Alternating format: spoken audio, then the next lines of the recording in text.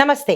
వార ఫలితాలలో మే నెల 5 నుంచి మే నెల 12వ తారీఖు వరకు గ్రహస్థితి ఎలా ఉండబోతోంది, ఆ గ్రహాల యొక్క ప్రభావము ప్రతి ఒక్క అంశంలోనూ మీకు ఎలా ఉండబోతోంది, దాంతోపాటు ఆ గ్రహాలు ఇచ్చే ఫలితాలు, వారు ఉండే స్థానాలు, ఇలా ప్రతి ఒక్క అంశాన్ని మీకు విశ్లేషించి ఇవ్వబోతున్నాను. అందులో భాగంగా ఈసారి సింహరాశి వారికి గ్రహస్థితి ఎలా ఉండబోతోంది అనే అంశంలో సూర్యుడు మేషరాశిలో 9వ స్థానంలో సంచారం చేస్తున్నాడు. ఈ 9వ స్థానంలో సంచారం చేయడం వల్ల ఫలితం ఏంటంటే ధర్మ సంబంధమైన విషయాలలో మీకు ఆకర్షణ ఏర్పడుతుంది. ధర్మబద్ధంగా ఉండాలి, ధర్మానికి సంబంధించినటువంటి పనులు చేయాలి అనే విషయంలో మీరు అట్రాక్ట్ అవుతారు వాటికి. తర్వాత బుధుడు మేషరాశిలో 9వ ఇంట్లో, అంటే ఆయన కూడా 9వ ఇంట్లోనే సంచారం చేస్తున్నాడు. ఈ సంచార ఫలితంగా తత్వజ్ఞానము, మంచి కమ్యూనికేషన్ను మీకు ఇంప్రూవ్ అయ్యే అవకాశం కనబడుతోంది. అయితే శుక్రుడు మే 9న మేషరాశిలోకి వస్తుండడం వల్ల మీకు దూర ప్రయాణాలు చేయడము, విదేశాలు వెళ్ళాలి అనే అవకాశాలు రావడము, అది ఎలాగైనా రావచ్చు. జస్ట్ వెళ్ళి రావడమో, లేదంటే అక్కడ స్థిరపడ్డము, మీ ఫ్రెండ్స్ పిలవడము, మీ రిలేటివ్స్ పిలవడము, ఇలాగా ఏదో ఒక వంకన మీరు విదేశాలు వెళ్ళడానికి సంబంధించినటువంటి త్రోవ కనబడుతుంది. తరువాత చంద్రుడు మే 6వ తారీఖున వృషభంలోను, మే 8న మిథున రాశిలోను ఉండటం వల్ల కెరీర్ మీద మీరు దృష్టి కేంద్రీకరిస్తారు. స్నేహ సంబంధాలు విపరీతంగా బలపడతాయి మీకు. అయితే గురువు వృషభంలో 10వ స్థానంలో సంచారం చేయడం వల్ల కెరియర్లో అదృష్టపరమైన పరిణామాలు, శుభ పరిణామాలు గోచరిస్తున్నాయి. ఎవరైనా ఏ ప్రయత్నాలు చేయాలన్నా ఇది చాలా చక్కని సమయము, వెంటనే ప్రయత్నాలు చేసుకోండి. అయితే శని భగవానుడు మీనరాశిలో 8వ స్థానంలో ఉన్నాడు. ఈ ఉండడం వల్ల ఏంటంటే జాగ్రత్తలు తప్పనిసరిగా తీసుకోవాలి. ఏ విషయంలోనైనా సరే, ఆరోగ్యపరంగా కావచ్చు, వ్యక్తిగత పరంగా కావచ్చు, ప్రతి ఒక్కరూ జాగ్రత్తలు తీసుకోండి. దీంతో పాటు ఆత్మ పరిశీలన చేసుకోండి. నేను ప్రతి ఒక్కళ్ళు కూర్చొని నేను చేసేది మంచిదా కాదా అనేది ఒక్కసారి ఉదయం అంతా చేసిన పనులు రాత్రి సమయంలో కూర్చుని ఆత్మ పరిశీలన చేసుకోండి. ఈ రోజంతా నేను మంచి చేశానా, చెడు చేశానా, ఎవరినైనా పీడించానా, ఎవరికైనా హెల్ప్ చేశానా, ఇలాంటి పనులు, అది మాట కావచ్చు, చేతలు కావచ్చు, మీరు ఏ కర్మను చేశారు అనేది ఒక్కసారి కూర్చుని విశ్లేషణ చేసుకోండి. అది కనుక మీ వల్ల చెడు ఇతర వాళ్ళకి జరిగిందంటే కనుక దాని ఇంపాక్ట్ చాలా తీవ్రంగా డబల్ త్రిబుల్ పరిమాణంలో మీకు వచ్చి చేరుతుంది. కాబట్టి ఈ అలవాటును మీరు చేసుకున్నట్టయితే కొంత వెసులుబాటు కలుగుతుంది. అయితే కుజుడు రాహువు ఈ వీళ్ళిద్దరూ కూడా మీనరాశిలో 8వ స్థానంలో ఉండడం వల్ల మీకు రహస్య శత్రువులు ఏర్పడబోతున్నారు. అంటే మీకు తెలియకుండానే మీకు శత్రువులు ఏర్పడతారు. వారి వల్ల మీ జీవితంలో అనుకోని మార్పులు కనబడుతున్నాయి. అయితే కేతువు కన్యలో ఉంటూ ఎక్కడ ఉన్నాడు? 2వ స్థానంలో ఉన్నాడు. ఎప్పుడైతే 2వ స్థానంలో ఉన్నాయో వాగ్ధాటికి సంబంధించిన సవాళ్ళు, ఛాలెంజెస్ మీకు ఎదురవుతాయి. తట్టుకునే ప్రయత్నం చేసుకోండి. ఆదాయం లోపించేటట్టుగా, అంటే మీకు వచ్చే ఆదాయ మార్గాలు కట్ అయిపోతాయి, వచ్చేవి ఆగిపోతాయి. కంగారు పడకండి. దానికి సంబంధించిన పరిహారాలు చూద్దాము. అయితే ఓవరాల్గా గ్రహ విశ్లేషణ ఎలా ఉండబోతోంది అంటే, గురువు 10వ ఇంట్లో ఉండడం వల్ల కెరియర్లో బలమైన పురోగతి, తర్వాత అధికార వర్గంలో మద్దతు లభిస్తుంది. సూర్యుడు 9వ ఇంట్లో ఉండడం వల్ల పురాతన జ్ఞానము, అంటే మీకు ఆత్మ పరిశీలన జరగడము, గురువు యొక్క ఆశీర్వాదము, ధర్మ బలము మీకు పెరిగే అవకాశాలు కనబడుతున్నాయి.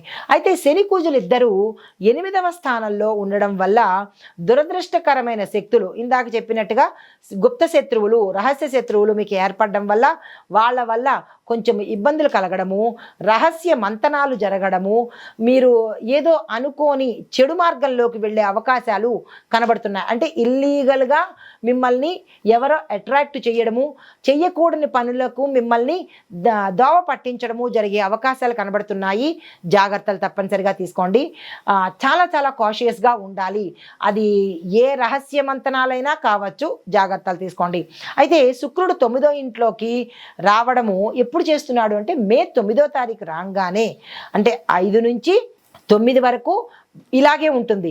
ఎప్పుడైతే శుక్రుడు 9వ తారీఖున మీకు 9వ స్థానంలోకి ప్రవేశించబోతున్నాడో అప్పటి నుంచి మీకు అదృష్టం తిరగబోతుంది. విదేశీ అవకాశాలు ఎక్కువగా వస్తుంటాయి, మంచి మంచి ప్రయాణాలు చేస్తుంటారు, అన్నీ మంచి ఫలితాలే గమనిస్తున్నాము. దీంతో పాటు మీరు 9వ తారీఖు వరకు చాలా జాగ్రత్తగా వ్యవహరించే ప్రయత్నం చేసుకోండి. అయితే ఫలితాలు వ్యక్తిగతంగా ఎలా ఇవ్వబోతున్నాడు అంటే కనుక కుటుంబ వ్యవహారాల్లో నిబద్ధత ఉండాలి, క్లారిటీ ఉండాలి. వివాహేతర సంబంధాలకు దూరంగా ఉండే ప్రయత్నం చేయండి. అవి తాత్కాలికమే తప్ప, టెంపరరీయే తప్ప మీకు శాశ్వతం కావు అనేది గుర్తు ఎరగండి. వివాహానికి ఇతరమైనవే అంటే సభ్య సమాజం అసహించుకునే సంబంధాలు కాబట్టి అవి ఎప్పటికీ మీకు మంచివి కాదు. కాబట్టి దాని నుంచి దూరంగా ఉండండి. ఇప్పటి వరకు అందులో మునిగి తేలుతున్న వాళ్ళు ఎవరైనా ఉంటే కనుక తెలివి తెచ్చుకుని బయటకు వచ్చే ప్రయత్నం చేయండి. లేకపోతే మీరు అప్రతిష్ట అయ్యేందుకు అవకాశాలు కనబడుతున్నాయి. ఇది 8వ ఇంట ప్రభావం కాబట్టి చాలా జాగ్రత్తగా ఉండండి. ధర్మపరమైన కార్యక్రమాల్లో పాల్గొనడం వల్ల ఆత్మ శాంతి కలిగే అవకాశం, అంటే మీరు రిలాక్స్గా ఉండే అవకాశం కనిపిస్తుంది. అయితే ఆరోగ్యపరంగా చూసుకోవడం వల్ల శని కుజులు ఇద్దరు 8వ స్థానంలో సంచారం చేయడం వల్ల అనారోగ్య సూచనలు చాలా ఎక్కువగా కనబడుతున్నాయి. గుప్త రోగాలు, రహస్య సంబంధిత ఆర్గాన్స్ ఇబ్బంది పడడము ఇలాంటివి కనబడుతున్నాయి. ఎందుకు అంటే మరి ఇన్నాళ్ళు వివాహేతర సంబంధాల్లో ఉన్నారు కాబట్టి దాని యొక్క రిజల్ట్ తప్పనిసరిగా ఇందులో గోచరిస్తోంది. దానికి సంబంధించిన జాగ్రత్తలు తప్పనిసరిగా తీసుకోండి. పురాతన సమస్యలు అంటే గతంలో ఏవైనా అనుకూలత లేని రోగాలు వచ్చి ఉంటే అవి తిరిగి మళ్ళా మీకు పునరుద్ధరణ అయ్యేటట్టుగాను తిరిగి మళ్ళా వచ్చేటట్టుగా గోచరిస్తోంది. అది మరీ ముఖ్యంగా మే 6 నుంచి 8 మధ్యలో జాగ్రత్తలు తీసుకోండి. తప్పదు అనుకుంటే డాక్టర్ పర్యవేక్షణకు వెళ్ళండి.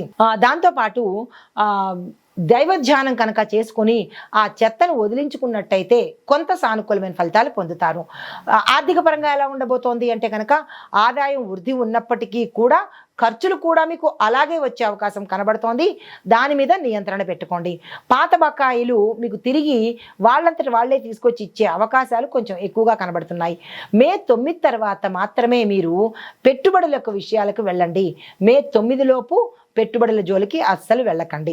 అయితే ఉద్యోగస్తులకు వ్యాపారస్తులకు చూసుకున్నట్టయితే గురు ప్రభావంతో పదోన్నతులు అంటే ప్రమోషన్స్ రావడము, ప్రోత్సాహకరమైన ట్రాన్స్ఫర్స్ అంటే మీరు ఇష్టమైన ప్రదేశాలకి ట్రాన్స్ఫర్స్ అయ్యే అవకాశాలు గోచరిస్తున్నాయి. అధికారులు మీ పట్ల సానుకూలంగా స్పందించేందుకు, మీ పట్ల గౌరవంగా ఉండేందుకు, మిమ్మల్ని అంటే ఇష్టపడేటట్టుగా ఈ సమయం కనబడుతోంది. వ్యాపారాల్లో చూసుకున్నట్లయితే కనుక పాత క్లయింట్లు, మిమ్మల్ని వదిలేసిన వెళ్ళిన వాళ్ళు తిరిగి మళ్ళా మిమ్మల్ని కలుసుకునే ప్రయత్నంతో పాటు కొత్త ఒప్పందాలు కూడా వచ్చే అవకాశం కనబడుతోంది. అందుకునే ప్రయత్నం చేయండి. విద్యార్థులకు చూసుకున్నట్టయితే కనుక చదువులో పురోగతి కనిపిస్తుంది, డెవలప్మెంట్ కనిపిస్తోంది. దానికి తగ్గ ప్రణాళికలు తప్పనిసరిగా వేసుకోండి. పోటీ పరీక్షలకు ఎవరైతే పెడుతున్నారో దానికి ఉత్తమంగా అంటే మంచి శ్రేణిలో మీరు పాస్ అయ్యేందుకు అవకాశాలు కనబడుతున్నాయి. 9వ ఇల్లు అనుకూలంగా బలంగా ఉండడం వల్ల ఉత్తమమైన మంచి ఫలితాలు పొందే అవకాశం కనబడుతోంది. అయితే పరిహార సూచనలు ఓవరాల్గా అందరికీ అంటే మంగళవారం నాడు కుజగ్రహ శాంతి తప్పనిసరిగా చేసుకోండి. జపాలు, హోమాలు శక్తి ఉన్నవారు చేసుకోండి. అయితే శనివారం నాడు శనీశ్వరుడి ఆరాధన మరీ ముఖ్యంగా తప్పనిసరిగా చేయాలి. కుజుడికి శనికి చేసినట్టయితే అనారోగ్య సూచనలు కానీ ప్రమాదాలు కానీ తప్పించుకున్నవారు అవుతారు. దీంతో పాటు మీకు ఒక చిన్ని మంత్రాన్ని కూడా ఇస్తున్నాను. ఓం శ్రీ సూర్యాయ నమః.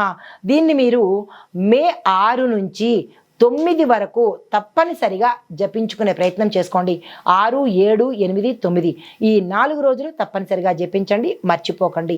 ఇది ఈ రాశిలో ఉండే వారికి చెప్పదగిన వారాంతపు వార ఫలితాలు, గోచార రీత్యా పరిహారాలు, సూచనలు, ఫలితాలు చెప్పడం జరిగింది. నమస్తే.